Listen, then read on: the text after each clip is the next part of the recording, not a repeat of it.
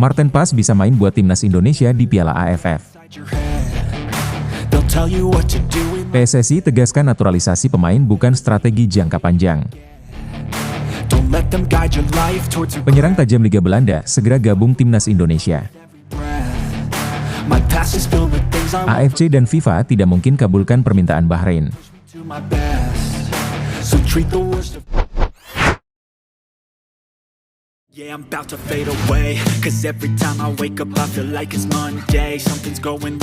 PSSI telah memutuskan untuk menurunkan timnas Indonesia U22 di ajang Piala AFF. Keputusan ini juga bertujuan sebagai langkah awal persiapan menuju SEA Games. Piala AFF yang akan berlangsung dari 9 Desember hingga 21 Desember 2024 akan menjadi ajang penting bagi pemain muda Indonesia untuk mengasah kemampuan mereka. Selain itu, pertandingan ini juga menjadi batu loncatan penting dalam perjalanan mereka menuju level yang lebih tinggi. Namun, meskipun berfokus pada pemain muda, tidak menutup kemungkinan beberapa pemain senior akan dipanggil untuk memperkuat tim. Salah satu pemain senior yang mungkin akan dipanggil adalah Marten Paes, kiper berbakat yang saat ini bermain untuk klub Amerika Serikat FC Dallas. Marten Paes memiliki peluang besar untuk membela timnas Indonesia di Piala AFF karena tidak terikat dengan agenda klub hingga tahun depan. Paes sendiri sudah menyelesaikan musim reguler MLS bersama FC Dallas pada Minggu 20 Oktober 2024. Hal ini membuatnya memiliki waktu yang cukup untuk bergabung dengan skuad Garuda di ajang internasional tersebut.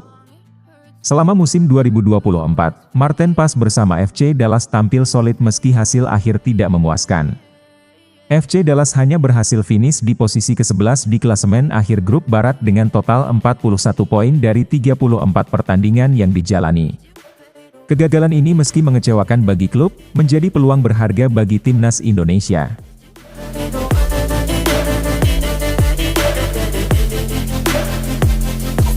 Kegagalan FC Dallas untuk melanjutkan kompetisi di MLS justru menjadi keuntungan bagi PSSI dan timnas Indonesia. Dengan tidak adanya jadwal klub yang padat, Marten Paes dapat berfokus sepenuhnya untuk membela tim Garuda di Piala AFF. Kehadirannya di tim nasional akan membawa pengalaman dan stabilitas di posisi penjaga gawang, yang merupakan salah satu posisi penting dalam sebuah tim. Pengalaman bermain di kompetisi sekelas MLS tentu akan memberikan keuntungan besar bagi timnas Indonesia yang tengah mempersiapkan diri. Piala AFF sendiri akan menjadi tantangan besar bagi timnas Indonesia. Mereka tergabung dalam grup B bersama Laos, Myanmar, Filipina dan Vietnam. Grup ini tidak bisa dianggap remeh, terutama dengan kehadiran Vietnam yang dikenal sebagai salah satu tim kuat di Asia Tenggara. Oleh karena itu, pengalaman dari pemain seperti Marten Paes diharapkan dapat memberikan keunggulan bagi Indonesia dalam mengarungi kompetisi tersebut. Para pemain muda timnas U22 juga akan mendapat bimbingan dari pemain senior yang lebih berpengalaman di level internasional.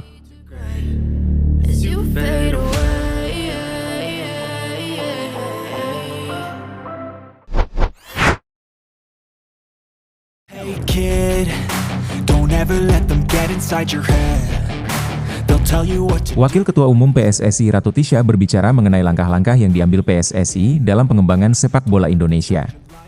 Tisha menekankan bahwa naturalisasi pemain untuk timnas Indonesia bukanlah bagian dari strategi jangka panjang PSSI.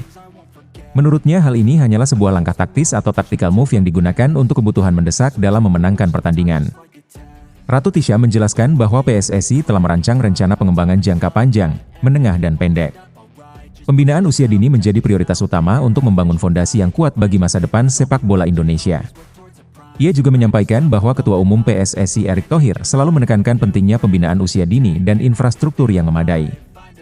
Selain itu, PSSI juga tengah meningkatkan jumlah pelatih yang memiliki sertifikasi layak, sehingga pembinaan dapat dilakukan secara maksimal. Lebih lanjut, Ratu Tisha mengungkapkan bahwa strategi PSSI mencakup peningkatan jumlah pelatih hingga 10 kali lipat dari jumlah saat ini. Hal ini dilakukan dengan dukungan penuh dari Kementerian Pemuda dan Olahraga sebagai bagian dari program unggulan mereka.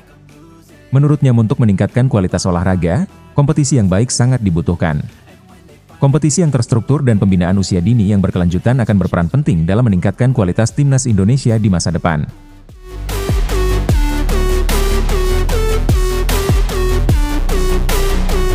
Meskipun naturalisasi hanya langkah taktis, tetap diharapkan memberikan kontribusi positif tanpa menjadi beban bagi timnas Indonesia. Pemain naturalisasi diharapkan mampu meningkatkan level permainan tim nasional dan memberikan contoh kepada pemain muda lokal. Ratu Tisha menegaskan bahwa program naturalisasi tidak boleh dianggap sebagai beban, melainkan sebagai peluang bagi para atlet untuk belajar dan berkembang lebih baik. Hal ini diharapkan dapat menginspirasi generasi muda yang tengah berjuang di level grassroots. PSSI juga mengusung program untuk mengidentifikasi talenta-talenta muda di seluruh Indonesia. Namun menurut Ratu Tisha, proses ini tidak mudah mengingat luasnya wilayah Indonesia dan banyaknya pemain berbakat. Konsistensi adalah kunci utama dalam menentukan kualitas pemain, bukan hanya performa bagus dalam beberapa pertandingan. Oleh karena itu, PSSI berkomitmen untuk terus membangun basis data yang kuat guna memantau perkembangan talenta secara berkelanjutan.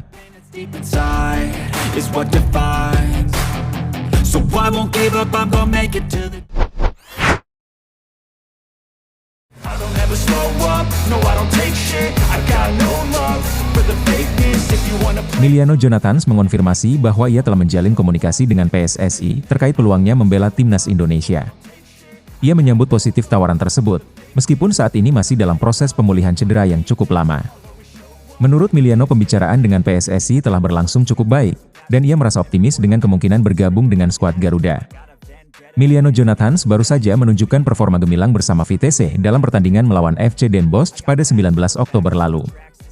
Meskipun timnya kalah dengan skor 4-2, Miliano berhasil mencetak 2 gol yang memperlihatkan potensinya sebagai pemain muda berbakat. Penampilan solid tersebut menunjukkan bahwa ia memiliki kemampuan untuk berkontribusi di lapangan.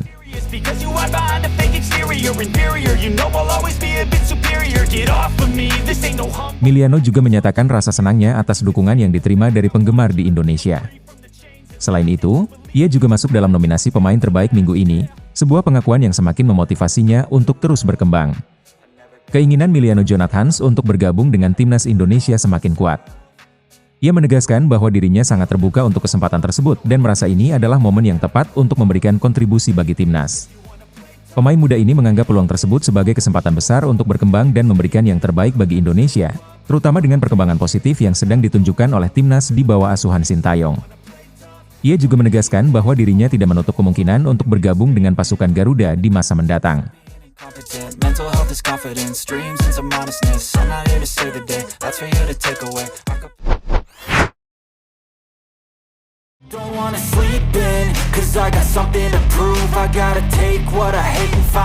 Berdasarkan dokumen regulasi kualifikasi Piala Dunia 2026 yang dirilis oleh FIFA, terdapat ketentuan tegas terkait tim yang mengundurkan diri setelah dimulainya kompetisi. Pada halaman 10 tertulis bahwa setiap tim yang menarik diri akan dikenakan denda oleh FIFA. Selain itu, Komite Disiplin FIFA dapat memberlakukan sanksi tambahan, termasuk mendiskualifikasi tim dari kompetisi kualifikasi Piala Dunia 2026. Sanksi ini dibuat untuk menjaga integritas kompetisi dan memastikan semua tim berkomitmen penuh untuk menyelesaikan turnamen. Regulasi FIFA juga menyebutkan aturan terkait pertandingan yang tidak dimainkan atau dibatalkan. Tim yang terkait dengan pertandingan yang dibatalkan, kecuali dalam kasus darurat yang diakui oleh FIFA, dapat dikenakan sanksi disipliner oleh Komite Disiplin FIFA. Regulasi ini menegaskan bahwa pelanggaran jadwal pertandingan tidak bisa dilakukan secara sembarangan, dan FIFA berhak memberikan hukuman kepada asosiasi sepak bola yang bertanggung jawab. Dalam kasus keadaan darurat, FIFA memiliki kebijakan untuk memutuskan langkah yang tepat termasuk kemungkinan mengulang pertandingan yang dibatalkan. Namun keputusan ini harus disetujui oleh kedua tim yang bertanding. Situasi darurat meliputi kejadian luar biasa seperti bencana alam, konflik, atau ancaman keamanan yang serius. FIFA mempertahankan hak untuk mengatur ulang jadwal atau memindahkan pertandingan jika terjadi keadaan mendesak. Dan hal ini juga membutuhkan persetujuan dari kedua asosiasi anggota yang terlibat.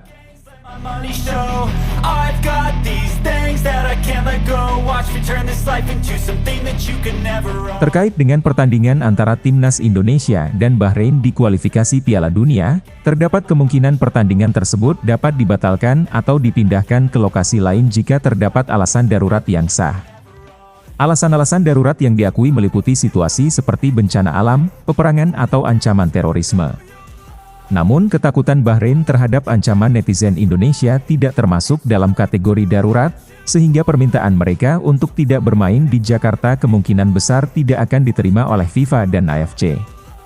FIFA menyatakan bahwa dalam keadaan luar biasa, mereka bersama konfederasi terkait dapat mempertimbangkan untuk memindahkan lokasi pertandingan. Namun perpindahan lokasi tersebut masih harus berada dalam negara tuan rumah yang sama. Artinya meskipun FIFA dan AFC menganggap permintaan Bahrain sebagai keadaan luar biasa, lokasi pertandingan tetap akan berada di wilayah Indonesia.